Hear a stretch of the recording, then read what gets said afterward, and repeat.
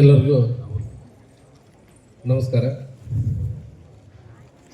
ನನ್ನ ಆಧ್ಯಾತ್ಮ ಗುರುಗಳಾಗಿರುವಂಥ doctor A C ವಾಲಿ ಅವ್ರನ್ನ ಹೃದಯ ಮಂದಿರದಲ್ಲಿ ನಡೆಸುತ್ತಾ ವೇದಿಕೆಯ ಮೇಲೆ ಆಸೀನರಾಗಿರುವಂಥ ಎಲ್ಲ ಗಣ್ಯಾತಿ ಗಣ್ಯರ ಪಾದಗಳಿಗೆ ಹಣೆ ಮಣೆದು, ವೇದಿಕೆಯ ಮುಂಭಾಗದಲ್ಲಿ ಆಸೀನರಾಗಿರುವಂಥ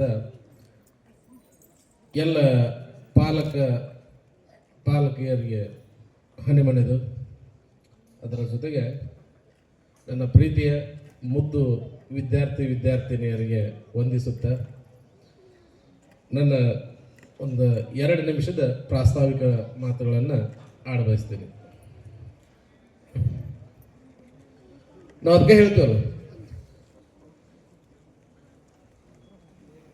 ಸರ್, ವಿಜೇತ ಅನ್ನುವಂಥ ಪದದ ಅರ್ಥವನ್ನು ಬಹಳ ಅಚ್ಚುಕಟ್ಟಾಗಿ ಹೇಳಿದ್ರು. ನನಗೊಂದು ಸಲ ಎಲ್ಲೋ ಖುಷಿ ಅನ್ನಿಸ್ತು ಆ ಹೆಸರಿಟ್ಟಿದ್ದಕ್ಕೂ ಕೂಡ ಅಂತ.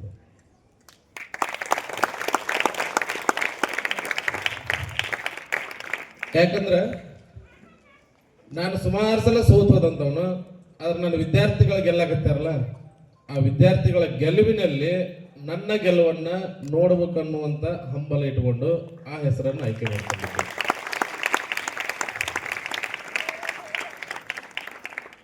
ಅದರಿಂದ ವಿದ್ಯಾರ್ಥಿಗಳಿಗೆ ಸಾಕಷ್ಟು ಸಲ ಬೈದೀನಿ, ಹೊಡೆದೀನಿ, ಹೆಚ್ಚು ಕಮ್ಮಿ ನನ್ನನ್ನು ವಜ್ರಮಣಿ ನೋಡಿದಂಗೂ ನೋಡ್ತಾರೆ.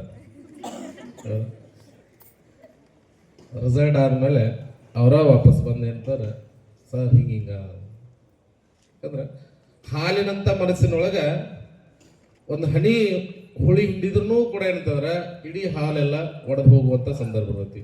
ಮಕ್ಕಳ ಮನಸ್ಸು ಕೂಡ ಏನಂತಾರೆ ಅದೇ ಥರ ಇರ್ತೈತಿ.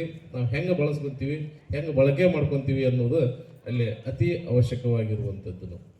ಅದಕ್ಕೆ ಹೇಳ್ತಿರ್ತೀವಿ, ಈಗ PUC ಪ್ರಥಮ ಮತ್ತು ದ್ವಿತೀಯ ವರ್ಷದೊಳಗೆ ಹೆಂಗೆ ವಯಸ್ಸಿರ್ತೈತಿ ಅಂತಂದ್ರೆ 3 ಥರ ಬದಲಾವಣೆ ಆಗುವಂಥದ್ದು. ಓದಿನ ಕಡೆ ಬಂದ್ರು ಅಂತಂದ್ರೆ ಕಂಪ್ಲೀಟ್ ಎಲ್ಲ ಬಿಡ್ತಾರೆ, ಓದಿನ ಬಗ್ಗೆನ ಆಸಕ್ತಿಯನ್ನು ವಹಿಸ್ತಾರೆ. ಓದೋದು ಬಿಟ್ಟು ಬೇರೆ ಒಂದಿಷ್ಟು ಉಡಾಳತನ ಮಾಡ್ಕೊಂತ ಹೋದ್ರು ಅಂತಂದ್ರೆ ಅದ್ರ ಕಡೆನೇ ಬೆನ್ನು ಹತ್ತುವಂತ ಒಂದು ಕಲ್ಪನೆ ಇರ್ತೈತಿ. ಆದ್ರೆ ಅವ್ರು ಅದ್ರ ಆಚೆಗೆ ದಡ್ಡಿದ್ದವನು, ಬಹಳ ಶಾಣೆ ಇದ್ದವನು ಕೂಡ ಅಂತಾರೆ ಅಂಕಗಳನ್ನ ಕಡಿಮೆ ತೆಗೆದುಕೊಳ್ಳುವಂತ ಒಂದು ಸಂದರ್ಭ ಬರ್ತಿ ಅಂತಾರೆ. ಮಾಡಿದ್ರೆ ಹತ್ತುವ, ನೋಡಿದ್ರೆ ಹತ್ತುವ ಅಂದ್ರೆ ಎಲ್ಲಾ ಕಾರ್ಯಕ್ರಮಗಳನ್ನು ಕೂಡ ಅಂತಾರೆ ಮುಂದೆ ಹಾಕುವಂತ ಬರುವಂತ ಒಂದು ಕಲ್ಪನೆ ನೋಡ್ರಿ. ಅವಕಾಶಗಳು ಸರ್, ನಾ ಮೊದಲಿಗೆ 10 ಅಡ್ಮಿಷನ್ ಇಂದ ನಾನು ಈ ವಿಜೇತ ಅನ್ನುವಂತ ಕಾಲೇಜನ್ನ ಪ್ರಾರಂಭ ಮಾಡಿದ್ದೆ. ಇವತ್ತು 110ಕ್ಕೆ ಬಂದು ಹತ್ತೀನಿ ಅಂತಂದ್ರೆ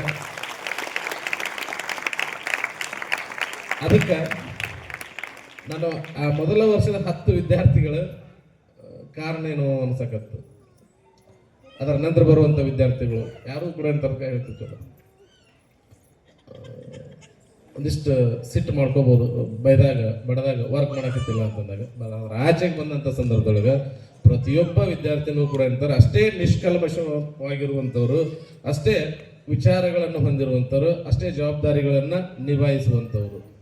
ಅದಕ್ಕೆ ನಾನು ಇಲ್ಲಿ ಹೇಳ್ತೀನಿ, ಕೆಲವೊಂದ್ಸಲ ಏನಾಗ್ತತಿ ಅಂತಂದ್ರೆ ಬೇರೆಯವ್ರಿಗಿಂತ ನಾವು ಎಷ್ಟೋ ಉತ್ತಮಲ್ಲ ಅನ್ನುವಂಥ ಕಲ್ಪನೆ ಬರ್ತದೆ.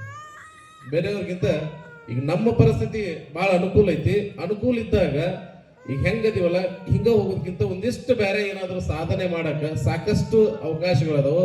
ಅಂತ ಮನಸ್ಸು ನಿಮ್ಮದೈತಿ, ಅಂತ ವಯಸ್ಸು ನಿಮ್ಮದೈತಿ, ಅದಕ್ಕೊಂದಿಷ್ಟು ಅಣಿ ಆದ್ರೆ ಸಾಕು ಇಡೀ ಜಗತ್ತನ್ನು ಗೆಲ್ಲುವಂತ ಶಕ್ತಿ ನಿಮ್ಮಲ್ಲಿ ಐತಲ್ಲ ಅನ್ನುವಂಥದ್ದು. ಅದಕ್ಕೆ ಹೇಳ್ತೀವಿ, ಇಲ್ಲೇ ತಂದೆ ತಾಯಿ ಮತ್ತು ಗುರುವನ್ನ ನಾ ಪ್ರಕೃತಿಗೆ ಹೋಲಿಸ್ಲಿಕ್ಕೆ ಪ್ರಯತ್ನ ಪಡ್ತೀನಿ. ನೋಡ್ರಿ, ಪ್ರಕೃತಿ ಅಂತಂದಾಗ ಇಲ್ಲಿ ನಮ್ಮ ಸುತ್ತಮುತ್ತ ಏನ್ ಕಾಣ್ತದಲ್ಲ ಎಲ್ಲವೂ ಕೂಡ ಅಂತ ನಾವು ಕೆಟ್ಟದ್ದನ್ನು ಮಾಡ್ತೀನಿ, ಒಳ್ಳೆಯದನ್ನು ಮಾಡ್ತೀನಿ, ಬೇಕಾದದನ್ನು ಮಾಡ್ತೀನಿ, ಬೇಡಾದನ್ನು ಮಾಡಿದ್ರು ಕೂಡ ಅಂತಾರೆ ಪ್ರಕೃತಿ ಒಂದು ಕ್ಷಣಕ್ಕೂ ಕೂಡ ಏನಂತಂದ್ರೆ ಮುನಿಸ್ಕೊಳಂಗಿಲ್ಲ. ತಂದೆ ತಾಯಿ ಗುರುನೂ ಕೂಡ ಏನಂತಂದ್ರೆ ಪ್ರಕೃತಿ ಸಮಾನರ. ಆದ್ರೆ ವಿದ್ಯಾರ್ಥಿಗಳಿಗೆ ಏನಾಗುತ್ತದೆ ಅಂತಂದ್ರೆ ಒಂದಿಷ್ಟು ವಿಚಾರದೊಳಗ ನೋಡ್ರಿ, ಎಷ್ಟೋ ಜನ ನಮಗ ಅವತ್ತಿನ ದುಡ್ಕೊಂಬಂದು ತಿನ್ನುವಂತ ಹಾಲು ಮಾರುವಂತ ಒಬ್ಬ ವ್ಯಕ್ತಿ 14-15 ವರ್ಷ 12-13 ವರ್ಷ ಅವನಕಿನ ನಮಗೇನ ಕಷ್ಟ ಇಲ್ಲ. ಪೇಪರ್ ಹಾಕುವಂತವ್ನು ನೋಡಿದಂತ ಸಂದರ್ಭದೊಳಗ ಅವನಕಿನ ನಮಗೇನ್ ಕಷ್ಟ ಇಲ್ಲ. ಅಂತವ್ರ ಏನೇನೋ ಸಾಧನೆ ಮಾಡಕತ್ತಾರ ಅಂದ್ರ ನಾವ್ ಯಾಕೆ ಮಾಡಬಾರ್ದು?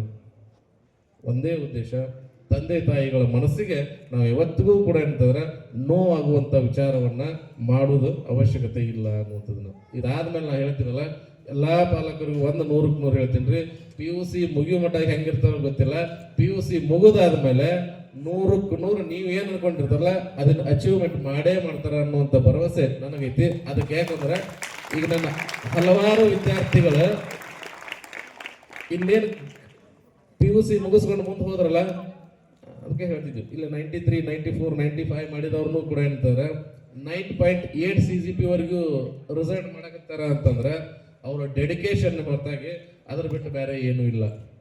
ಮಕ್ಕಳ ಮನಸ್ಸು ಭಾಳ ಮುಗ್ದಿರ್ತೈತಿ. ಅದಕ್ಕೋಸ್ಕರ ಹೆಚ್ಚು ಕಮ್ಮಿ ಇನ್ನ ಸರ್ ಮಾತಾಡೋರು ಅದಾರ. ಮುಂದಿನ ಕಾರ್ಯಕ್ರಮಕ್ಕೆ ತಾವು ಕೂಡ ಒಂದಿಷ್ಟಿನ ನೃತ್ಯವನ್ನು ತಯಾರು ಮಾಡ್ಕೊಂಡಿರಿ. ಅದಕ್ಕೋಸ್ಕರ ಒಂದೇ ಉದ್ದೇಶ ಒಂದಿಷ್ಟು ಏನಂತಂದ್ರೆ ಭವಿಷ್ಯದ ಗುರಿಗಳನ್ನ ಕಟ್ಕೊಡ್ರಿ. ಇನ್ನೂ ಟೈಮ್ ಐತಿ. ಮುಂದೆ ಭಾವಿ ವಿಚಾರಗಳನ್ನು ನೋಡಿದಂತ ಕಲ್ಪನೆ ಬಂದಂತ ಸಂದರ್ಭದೊಳಗ ಇಲ್ಲಿ ಹೆಂಗಾಕತಿ ಅಂತಂದ್ರೆ ವಿದ್ಯಾರ್ಥಿಗಳ ಜವಾಬ್ದಾರಿಗಳು ಭಾಳ ಇರ್ಬೇಕಾಕತಿ ಅನ್ನೋದು. ಒಂದೇ ಕೈಲಿ ಯಾವತ್ತೂ ಚಪ್ಪಾಳೆ ಆಗೋದಲ್ಲ ಅನ್ನೋದು. ಬೇಕಾದದನ್ನೆಲ್ಲವನ್ನೂ ಕೂಡ ಅಂತಾರೆ ಗುರುಗಳು ಕೊಡಕ್ಕೆ ರೆಡಿ ಇದ್ರು ಕೂಡ ನಮ್ಮ ಪ್ರಯತ್ನ ಇರಲಾರ್ದ, ನನ್ನ ಸ್ವಂತ ವಿಚಾರವನ್ನು ಮಾಡಲಾರ್ದ ಯಾವುದೂ ಕೂಡ ಅಂತಾರೆ ಆಗ್ಲಾರ್ದು. ಅದಕ್ಕೋಸ್ಕರ ವಿದ್ಯಾರ್ಥಿಗಳಿಗೆ ಒಂದು ಕಿವಿ ಮಾತು, ಇನ್ನು ಸೆಕೆಂಡ್ PUC ಇದವ್ರದ್ದು ಹೆಚ್ಚು ಕಮ್ಮಿ ಒಂದು 55 ದಿನ ನಿಮಗೆ ಉಳಿತು. ಆ 55 ದಿನ ಪ್ರತಿಯೊಂದು ದಿನಾನೂ ಕೂಡ ಏನಂತಾರೆ ನಿಮಗೇನಂತಾರೆ ಒಂದೊಂದು ಸುವರ್ಣ ದಿನಗಳಾಗಿ ಅಲ್ಲಿ ಏನಂತಾರೆ ಬದಲಾವಣೆ ಆಗಲಿ ಅನ್ನುವಂಥ ವಿಚಾರವನ್ನು ಹೇಳ್ತಾ ಇಲ್ಲಿಗೆ ವೇದಿಕೆ ಮೇಲೆ ಮಾತಾಡಲಿಕ್ಕೆ ಅವಕಾಶವನ್ನು ಮಾಡಿಕೊಟ್ಟಂತ ವೇದಿಕೆಯ ಎಲ್ಲರಿಗೂ ಕೂಡ ಧನ್ಯವಾದಗಳನ್ನು ಹೇಳ್ತಾ ನನ್ನ 2 ಮಾತುಗಳನ್ನು ಮುಗಿಸ್ತೀನಿ.